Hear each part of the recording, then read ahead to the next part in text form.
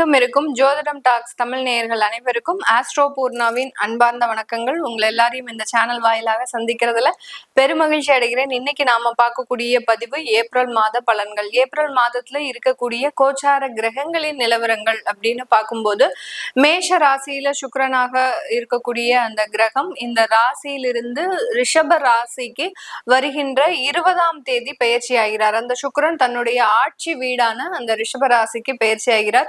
மிதுன ராசியில குரு பகவான் ஆஸ் யூசுவல் அந்த இயல்பு தன்மையில இருக்கிறார்.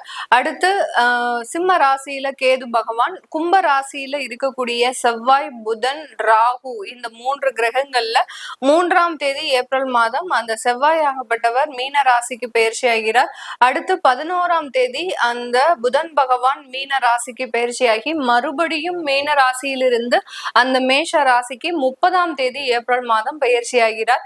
அடுத்து அந்த சூரியன் ஆகப்பட்டவர் அந்த மீன ராசியில இருக்கிறார். சூரியனும் சனியும் சேர்ந்து இருக்கக்கூடிய இந்த மாதத்துல சூரியன் தன்னுடைய மீன ராசியிலிருந்து மேஷ ராசிக்கு உச்சம் பெற்று போகக்கூடிய ஒரு தன்மை இந்த மாதத்துல இருக்கு.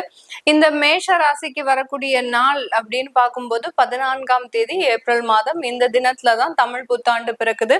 இந்த தமிழ் புத்தாண்டாகப்பட்டது எல்லாருடைய வாழ்க்கையிலையும் நிறைய ஒரு வளங்களையும் நிறைய ஒரு மகிழ்ச்சியான ஒரு வாழ்க்கையும் பெற்று இருக்க நம்ம இறைவனை பிரார்த்தித்து இந்த பலன்களை நம்ம ஆரம்பிக்கலாம். இந்த சேனலை முதன்முறையா பாக்குறீங்க அப்படின்னா சப்ஸ்கிரைப் பண்ணிக்கோங்க, பெல் பட்டன்ல ஆல் ஆப்ஷன் சூஸ் பண்ணிக்கோங்க. கன்னிராசி அன்பர்களுக்கு ஏப்ரல் மாதம் எப்படி இருக்க போகுது? கன்னிராசி அன்பர்கள் ஏப்ரல் மாதத்துல நிறைய விஷயங்கள்ல உங்களுக்கு மென்டலி இருக்கக்கூடிய, அதாவது மனநிலை சார்ந்த சில குழப்பங்கள்லாம் வெளியில வருவதற்குண்டான ஒரு தருணம். அதே சமயத்துல சில இடத்துல நீங்க தேவையில்லாம ஒரு ஆன்லைன் ஸ்கேம்ல எல்லாம் மாட்டிக்கக்கூடிய ஒரு தருணமாக இருக்கு. ஏன்னா உங்களுடைய அந்த ராசி அதிபதி அப்படின்னு சொல்லக்கூடிய அந்த புதன் பகவான் மாதத்தின் இறுதியில அந்த மீன ராசியிலிருந்து மேஷ ராசிக்கு 8ஆம் இடத்திற்கு சஞ்சாரம் செய்ய போறாரு. இது மாதத்தின் இறுதியில தான் 30ஆம் தேதி தான்.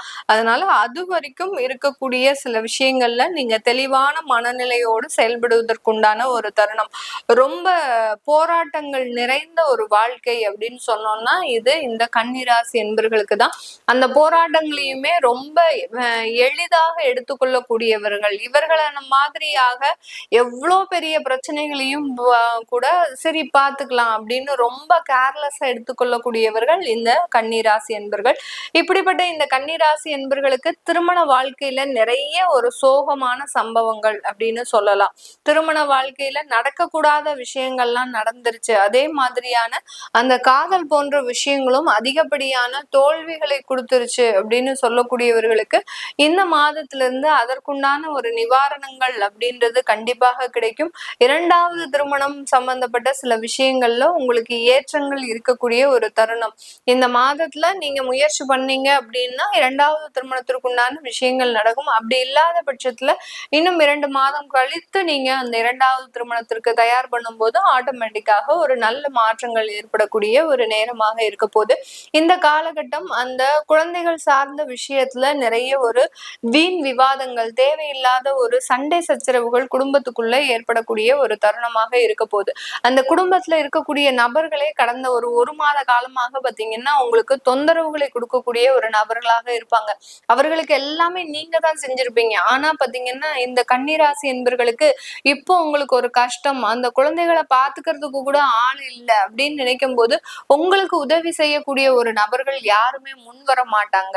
நீங்க தனியாக தவிக்கிறத பார்த்து இன்னமும் சந்தோஷப்பட்டுட்டு தான் இருப்பாங்களே ஒழிய பெரிய அளவுக்கு அவர்கள் மன ரீதியாக உங்களுக்கு உதவ முன் வர மாட்டார்கள் அப்படின்றதுதான் இந்த காலகட்டம் இருந்திருக்கு.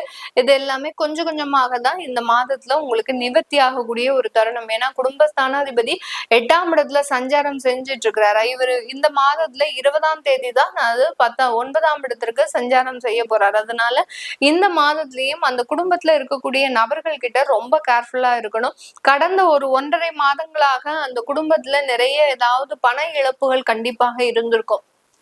ஏதாவது நகைகள் திருட்டு போறது, அடுத்துக்கு வைத்த இடத்துல பணங்கள் இல்லாமல் இருக்கிறது, அதாவது பணம்லாம் திருட்டு போறது, இது எல்லாமே நடந்துட்டு இருக்கும். உங்களுக்கும் சின்ன சின்ன சந்தேகங்கள் இருந்திருக்கும்.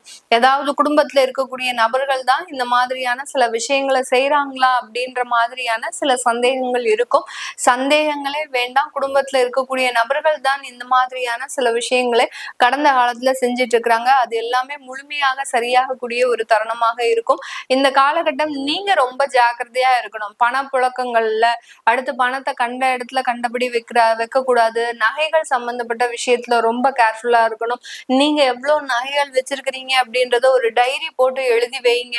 அப்படி இல்லாத பட்சத்துல என்ன நகை இருக்கு என்ன நகை இல்லை அப்படின்றது உங்களுக்கு தெரியாம இருக்கிறதுக்கு வாய்ப்புகள் அதிகமாக இருக்கு. ஏன்னா அடுத்தடுத்து உங்களுடைய ராசி அதிபதி 8ஆம் இடத்துல சஞ்சாரம் செய்யறதுனால உங்களுக்கு உண்டான சில ஏமாற்றங்கள் அதிரடியாக வருவதற்குண்டான ஒரு காலகட்டமாக தான் இருக்கும். இந்த காலகட்டம் உங்களுடைய விரயஸ்தானாதிபதி சைன ஸ்தானாதிபதி 8ஆம் இடத்துல சஞ்சாரம் செய்யறதுனால கொஞ்சம் தூக்கம் இழந்து இருக்கக்கூடிய ஒரு மாதமாக தான் இந்த ஏப்ரல் மாதம் இந்த கன்னி ராசி என்பவர்களுக்கு இருக்கும்.